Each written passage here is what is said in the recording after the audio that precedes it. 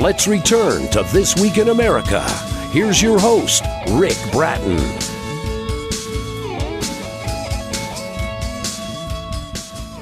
Welcome back, everybody, coast to coast, This Week in America. In Mary Hite's story, A Pioneer Woman with Grit by Joseph Fox, you will meet men and women who pioneered the early Western expansion of our country and others who developed Washington as our nation's capital. You'll experience the War of Independence and the War of 1812 through new eyes and will meet some famous men and women. Mary's stepmother was President James Madison's aunt. Joseph is a retired Bechtel design engineer and Oakland Museum docent, known for the publication of 2 family history books, which incorporate the results of genetic testing. He administers the Fox Y DNA Surname Project at Family Tree DNA. Joseph Fox, author of Mary Hite's story, A Pioneer Woman with Grit, is our guest on This Week in America. Joseph, welcome to the program, sir. It's great to have you with us. Thank you. Thank you. Glad to be here. We're going to learn about Mary Hite during the course of the program. How did you happen to learn about this fascinating story of Mary Hite? Well, as you mentioned, I've been into genealogy for some time, but basically I knew nothing about my great-grandmother.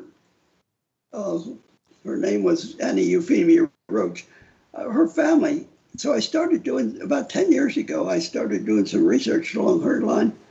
And sure enough, I was able, through standard techniques of genealogy plus DNA testing, I made some contacts, and information just started flowing in.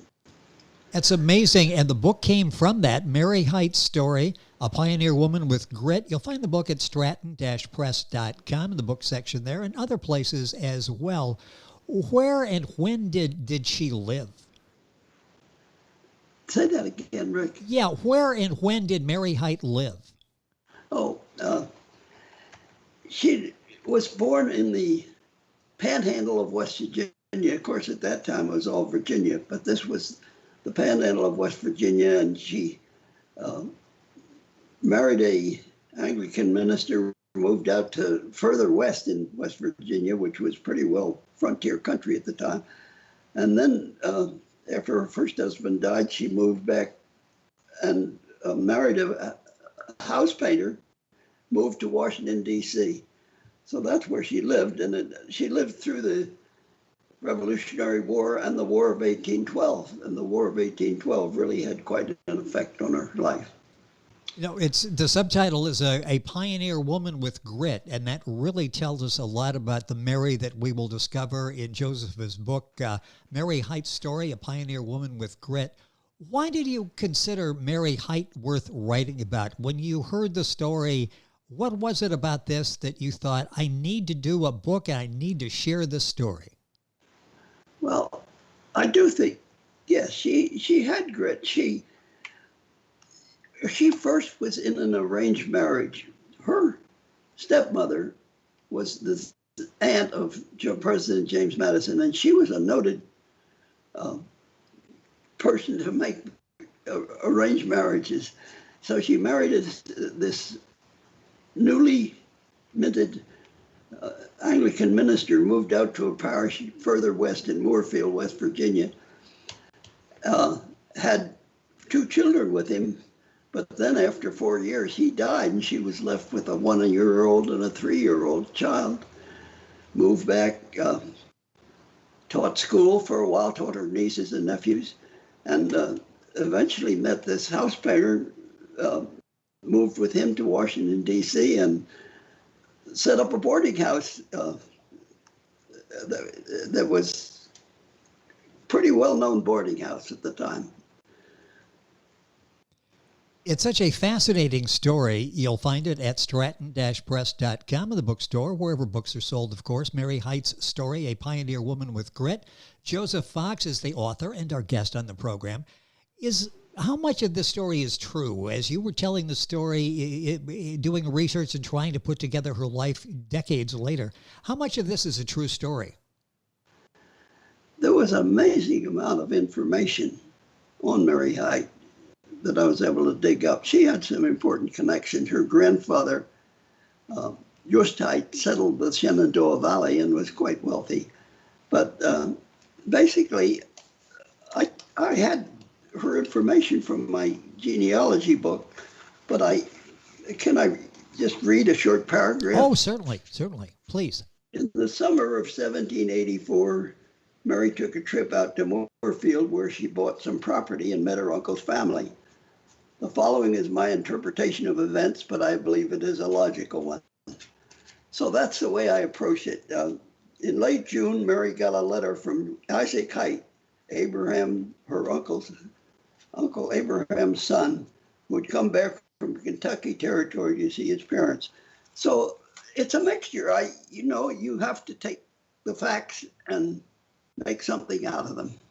Well, and it's interesting you do that with logic. You've got such an understanding of that time and appreciation that you sort of know logically, rationally what will follow, what the actions would be. The book is Mary Hite's Story, a Pioneer Woman with Grit. Talk about who you think might be interested in reading this book. It's such a fascinating story by itself, but who would be interested in reading a book about Mary Hite? Well, Rick, I think anybody who is interested in early American history, there's some material in there about James Madison and her connection with him, but also anybody from interested in genealogy, in particular the Hite family themselves. As I say, Just Hite was an early settler of the Shenandoah Valley. 1730 he came in there. And he had a lot of descendants. So I think the Hite family would be very interested. How long did it take you to write this story? Well, that's a bit of a story. I had the basic information from my genealogy book, and it was a question of manipulating it and making it a good story and getting the right photographs to show and so forth. It took just about 6 months from the time I started on it till the time it was put into print. You mentioned and I mentioned in the beginning as well, the other genealogy books that you've written. How does this book differ from the other ones you've written? Well, it's shorter. It is more personal and more conversational. It's easier to read, that's for sure. So I would recommend this if somebody wants to look at my genealogy books, take a look at this one first. Start with this one, okay? Mary Hite's Story, A Pioneer Woman with Grit by Joseph M. Fox, the author. You'll find the book at stratton-press.com, other places as well. Information on our website, thisweekinamerica.us. You do such an excellent job of understanding genealogy and presenting it in a way that's very interesting to us, the average reader. How did you get interested in studying genealogy? Well, I had a cousin who was a genealogist, and I read all his stuff, and there was some stuff in books about the Fox family, but it really started when I was in London in 1974 and looked up the Fox family out in Cornwall. And I went out there, drove out there over a weekend with a friend of mine and found this beautiful garden, Glendurgan. Came back with connections to that family, and about 20 years later, I got interested in DNA testing. And sure enough, I was able to get a member of that family and myself tested, and we proved out our connection. That got me what really got me started. And because of that, we've got the story, Mary Hite's Story, the new book by Joseph M. Fox, and other books that Joseph has written as well. An interesting trip that you took to Falmouth. Tell me a little bit about that trip. It was with Bob Chu, who was a Chinese fellow, and he said, "We Chinese, we know our ancestry way, way back." So it was an interesting trip. But we drove out to Falmouth and found a bunch of Fox estates, and I drove into one, as I mentioned, Glendurgan, an amazing estate with a lot of beautiful flowers. It's now in the National Trust. And that, as I say, is what got me started. And since then, I've been into this DNA testing and found a lot of connections that way. And it's been a nice experience. I administer the Fox Y-DNA surname project at Family Tree DNA, if anybody wants to connect that way. That would be fantastic. And you mentioned the DNA testing, the genetic genealogy. How did you get interested in that? Because that's opened up a whole new avenue for you, hasn't it? Say that again, Rick. Yeah, the genetic genealogy. How did you get involved in that? Because that's really opened up a whole new area for you to explore. I pretty well covered that. I tested Robert Fox, who was the descendant of the Fox family over there in England, and myself, and sure enough, we matched. And this was in pretty much the early days of DNA testing. Yes. And I've been following it ever since. The picture on the cover of your book, and the book is Mary Hite's Story, A Pioneer Woman with Grit. How did you go about getting that picture on the cover? Well, that's a story in itself. I had no photographs of Mary Hite, she was before photography, and no paintings. But I took a trip last year, 2019, to my 75th Princeton reunion, and there, from the Marty, and I got a photograph of her as a young girl for the cover, and oh yes, in fact we have that up on the screen for the video. Cover, oh, interesting. I got a painting of my grandmother that Marty did. So these, I think, serve as a pretty good indication of what Mary Hite might have looked like. The book is Mary Hite's Story, A Pioneer Woman with Grit by Joseph Fox, the author and our guest on the program. Book at stratton-press.com. Talk a little bit about where you get information in this particular case with Mary, where all you look to put this story together, and how difficult maybe that was. I was able to get a lot of help. Once I got started, the first thing I did looking at my great-grandmother's history was do a census record. And I found what appeared to be her family, and I knew her mother's name, but not her last name. So that I was in contact with a DNA connection of mine, not related that way at all, but he was able to steer me in the right direction. The next thing I knew, I was in a discussion group on the internet and found this lady who gave me all the information back to Mary Hite. It's amazing. So these people that you connect with are very important and very helpful. Yeah, it's really a lot of people that you give credit to, don't you, that helped you tell this story that's in the book, Mary Hite's Story. I would like to credit these two ladies that helped me, but they have both said that they are only interested in the facts. They don't want to see anything that's made up from those facts. So I just give them credit this way, but I can't name them. Well, that's interesting, the help that you have in putting your books together. In this particular case, it's Mary Hite's Story. Do you have any other ancestors you want to write about? I have been working on a great-grandfather of mine.